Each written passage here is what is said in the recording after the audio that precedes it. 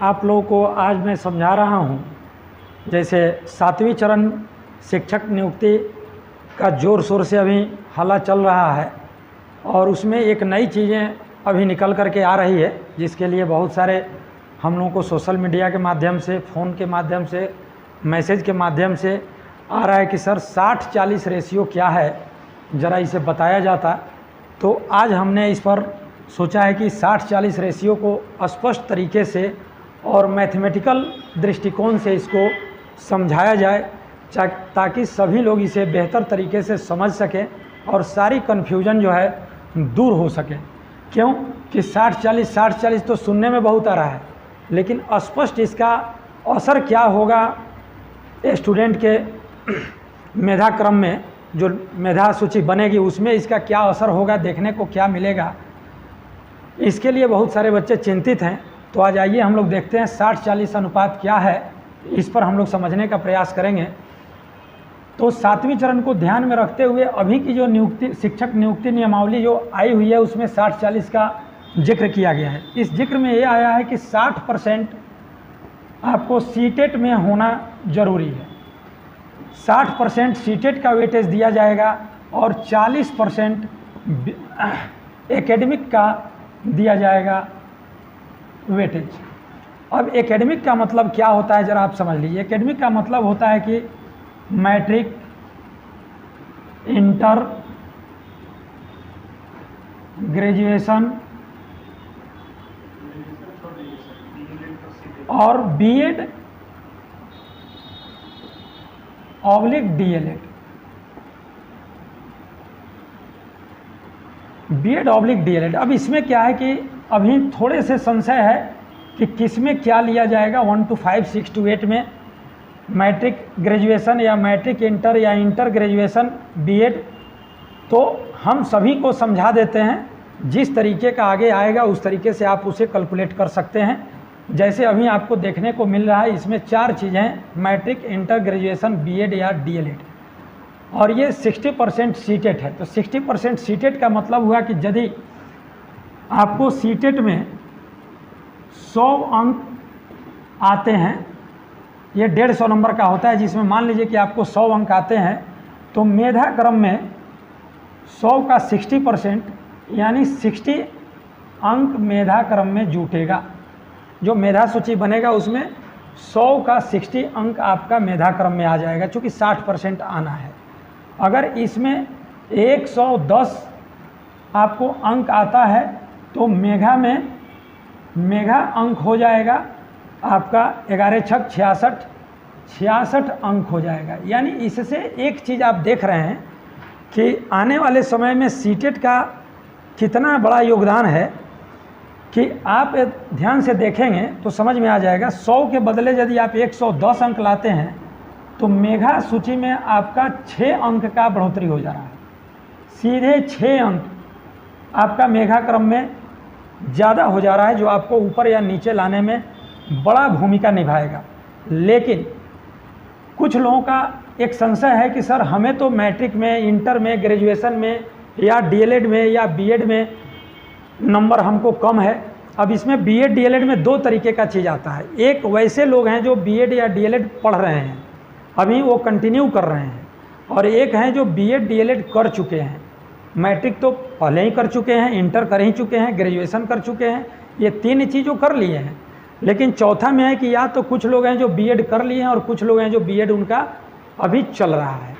तो जो बीएड कर लिए हैं, अगर उनके बीएड में अंक कम हैं, सामान्य बच्चों से, उनके मित्रों से अगर उनके अंक कम है, तो वो चिंतित हैं कि अब तो मेरा नहीं होगा, अब क्या होगा, मैं तो बीएड में पीछे हूँ या मैट्रिक में पीछे हूँ या इंटर में पीछे हूँ। और एक हैं कि जो बीएड कर रहे हैं या डीएलएड कर रहे हैं, वह बेचैन बीएड या डीएलएड का क्लास करने के लिए इसलिए हैं कि हम बीएड में बहुत बेहतर अंक लाएंगे तभी हमारी नौकरी हो पाएगी।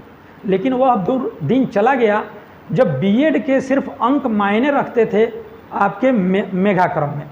सीटेट का सिर्फ पॉइंट जोड़ा जाता था 2, 4 या 6 अंक। लेकिन अब क्या है कि अगर आप बीएड कर भी रहे हैं, डीएलएड कर भी रहे हैं और बेचैन हैं कि मेरा अंक कैसे आएगा, मुझे तो रोज़ क्लास करनी चाहिए, मुझे पढ़नी चाहिए, बीएड पर सबसे ज़्यादा ध्यान देनी चाहिए, और सीटेट के लिए वो लोग अगर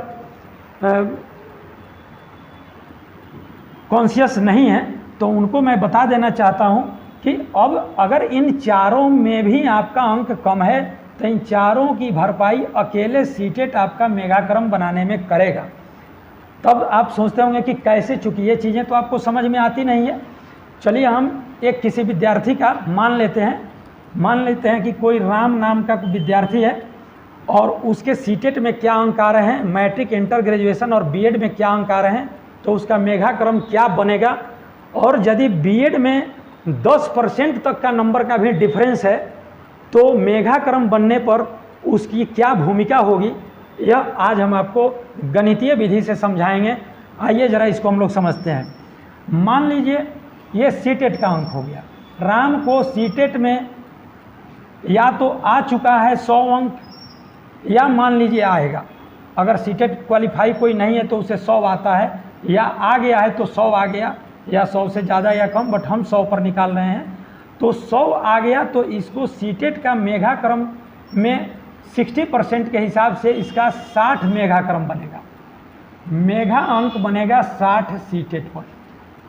अब आइए हम लोग आते हैं इधर। मान लीजिए कि मैट्रिक में राम को 70% मेघा अंक है, तो 70% मेघा अंक है तो 70% का 40% ना मेघाक्रम में हम लोगों को जोड़ना है। चूँकि 40 का रेशियो हम अभी बता रहे हैं एकेडमिक में, तो 70 का 40 मेघा अंक हो जाएगा आपका 7 चौका 28 अंक हो जाएगा मेघाक्रम में। अब आइए किसी विद्यार्थी को इंटर में भी 70% है, ये कम बेस हो सकता है, लेकिन हम एक मानक पर निकाल रहे हैं ताकि आपको समझने में सुविधा हो। तो 70% है तो मेघा अंक फिर बनेगा 28 अंक। अब आइए किसी विद्यार्थी को ग्रेजुएशन में, उसको मान लीजिए कि ग्रेजुएशन में भी 70% ही अंक आता है, कम बेस भी हो सकता है। मैं कह रहा हूँ कि तीनों में अलग अलग होंगे, ये बहुत कोई ऐसा स्टूडेंट नहीं होगा जो तीनों में सेम होगा, बट हमारे गणितीय कैलकुलेशन में आसान होगा, इसलिए मैं बता रहा हूँ कि ग्रेजुएशन में अगर 70% उसको मेघा अंक, तो मेघा अंक उसका क्या बनेगा ये ज़रा देखिए। तो इसमें भी 28 मेघा अंक बनेगा, चूँकि 40% ही उसका जोड़ना है। अब देखिए, अब आइए बीएड, या तो बीएड जो पास कर गए हैं या बीएड जो पढ़ रहे हैं। तो पास कर गए तो उनको तो जो आया सो अब आ गया, बेचैन होने की ज़रूरत नहीं है, उसका क्या इंपॉर्टेंस होगा मैं बता रहा हूँ। और जो बीएड की क्लास कर रहे हैं और वो परेशान है कि हम बीएड में ज़्यादा से ज़्यादा अंक लाएं, सीटेट को इग्नोर कर रहे हैं, वह भी देख लें कि उनका बीएड का क्या महत्व है अंक का। बीएड में बहुत अगर अच्छा अंक आ भी जाता है तो एकेडमिक में उसका प्रभाव क्या पड़ेगा, आपके मेघाक्रम में प्रभाव क्या पड़ेगा, इसको देखिए। तो बीएड या डीएलएड में अगर किसी विद्यार्थी को इसमें मान लीजिए कि 80% मार्क्स आता है तो मेघा अंक बनेगा कितना, 8 चौका 32, यानी आपके 32 अंक मेघाक्रम में जोड़े जाएंगे। अब आपको मालूम है जैसे पूर्व में भी 7वें चरण के पहले भी मेघाक्रम निकाला जाता रहा है, तो इसमें डिवाइड किया जाता है, इन सारे मेघाक्रम को डिवाइड किया जाता है। तो सभी को जोड़ेंगे तो औसत मेघा अंक हम लोगों को निकालना है, औसत मेघा अंक निकालना है। तो औसत मेघा अंक हो जाएगा 28, 28, 28 और 32। अब इसको हम जोड़ देंगे तो 8 8 16, 16 8 24 और 2 26 का 6, हाथ में 2 2 2 4 2 6 2 8 3 11, यानी 116 हुआ। अब 116 में चूँकि ये 4 एकेडमिक आपका क्वालिफिकेशन है तो इसमें 4 से हम डिवाइड कर देंगे तो आ जाएगा 4 दूना 8 और 8 3 11 3 36 4 9 36, यानी 29 मेघा अंक यह हुआ एकेडमिक। और ये आपका सीटेट का 60 मेघा अंक हो गया, तो कुल आपका मेघा बनेगा 29 प्लस 60, या इसको यूँ कहें कि 60 प्लस 29, यानी आपका हो गया 89 मेगा अंक हो गया। ये आपका मेगा अंक बन गया 89। अब ज़रा सोचिए कि ये 60 + 29 हो गया। अब मैं एक चीज़ आपको बताता हूँ कि ये मैट्रिक, इंटर और ग्रेजुएशन में जितना मार्क्स आपको मिला है वो तो मिल चुका है, अब उसमें बदलाव नहीं होगा। लेकिन वैसे विद्यार्थी जो बीएड कर रहे हैं, अभी फाइनल नहीं किए हैं या डीएलएड कर रहे हैं, अगर उनकी वो ज़्यादा बेचैन रहते हैं कि हमारे को अंक बहुत अधिक आ जाता, या कोई ऐसे विद्यार्थी हैं जिनको 70% नंबर है, तो 70% वाले को का मेघाक्रम क्या बनेगा, तो बहुत घबराने की बात नहीं है। 70% पर मैं मेघाक्रम निकाल देता हूं। अगर यहाँ पे इससे अंतर देख लीजिएगा तो सीटेट में आप थोड़ा सा मेहनत कर दीजिएगा तो इसकी भरपाई आपका सीटेट कर देगा।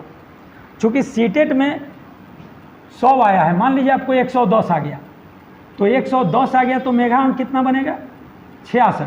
अब जो यहाँ 60 जो जोड़ा जा रहा है वो 66 + 29 हो जाएगा। सपोज करिए तो कितना हो गया, 9 6 15 के 5 और 6 2 8 है 1 9। देखिए तो 89 मेगा अंक के जगह 95 मेगा अंक बन गया, सिर्फ आपको सीटेट में 10 अंक ज़्यादा आया तो। लेकिन बीएड या डीएलएड में 80 के बजाय अगर 90 भी आ जाए, 80 के बजाय अगर आपको 90 भी आ जाए तो इसका अंतर क्या पड़ेगा, 10% अंतर हो गया। तो 9 चौका कितना होगा, ये हो जाएगा 36, 40%। अब यहाँ जो हमने जोड़ा था 32, उसके जगह हम जोड़ देंगे 36। अब 8 8 16 8 24 है 6, यह हो गया 30 और 3 3 6 2 8 2 10 2 12, यह हो गया 120। 120 में आप 4 से भाग दीजिएगा तो ये आपका अंक बना 30। अब देखिए ज़रा, अगर आपने 80% के बजाय 90% अंक लाया, 10% ज़्यादा अगर बीएड में आ गया, बहुत खुश हो गए, लेकिन मेघा अंक पहले 29 बना था अब 30 बन रहा है, तो 1% आपके बीएड में 10%, जो कि होगा भी नहीं, आप कितनों मेहनत करिएगा 10% अंक आपका बीएड में नहीं बढ़ेगा। लेकिन अगर बढ़ भी गया, आसमान फट गया, बादल फट गया, आपने बहुत प्रयास किया, तो मेघा क्रम में सिर्फ 1% आप वृद्धि में रहेंगे, या किसी का मैट्रिक या इंटर में कम बेस है। तो अब आपको चिंता करने की कोई बात नहीं है, हमारे माध्यम से बिल्कुल स्पष्ट तरीके से आपको समझाया गया है। आरके सीटेट पॉइंट के मैथमेटिकल डायरेक्टर होने के नाते आप सब जानते हैं पहले से भी कि गणितीय कैलकुलेशन, और मैं गणित भी पढ़ाता रहा हूं, तो ये जो अभी कैलकुलेशन मैंने आपके सामने पेश किया, शायद कह रहा हूँ, हो सकता है किसी ने ऐसा समझाया हो, इसके बारे में चर्चा हुई हो बहुत सारे प्लेटफॉर्म पर, लेकिन शायद मैं समझता हूँ कि इस तरीके से स्पष्ट रूप से और बिल्कुल गणितीय कैलकुलेशन करके आपके सामने पहला ऐसा वीडियो आ रहा है जो आपके सारे संशय को, सारे मतलब चिंता को दूर कर देगा। अब जो लोग सीटेट नहीं किए हैं, पास नहीं किए हैं, वो या जिनका सीटेट में अंक कम आया है, जैसे पास करने की प्रक्रिया तो आप जानते हैं, 83 पर भी लोग पास करते हैं, 75 पर भी पास करते हैं, 90 पर भी पास करते हैं, ये पासिंग अंक हुआ।